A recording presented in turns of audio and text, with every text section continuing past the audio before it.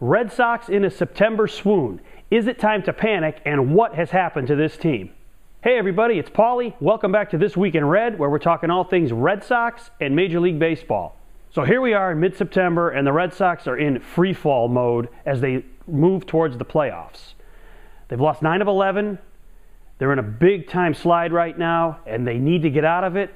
And as we look back and find out, hey, what has happened to this team in the last few weeks that's put them in such a bad position?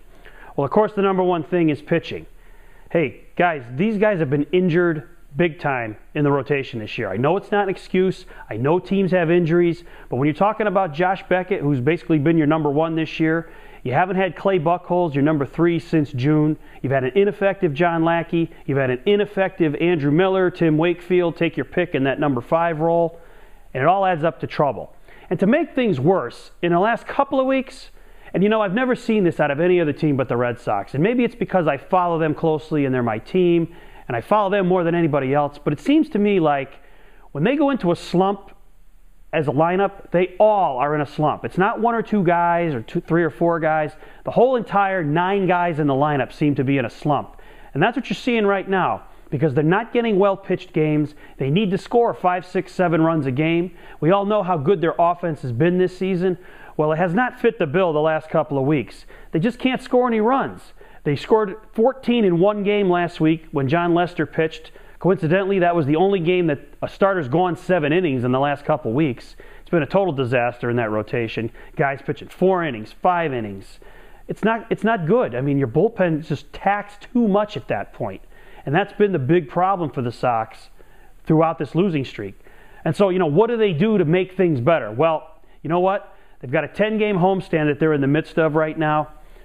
Toronto for 2, Tampa Bay for 4, Baltimore for 4. Minimum, you've got to go 7-3 on this homestand. Why? Well, the Red Sox record, as we do this taping, is 85-61.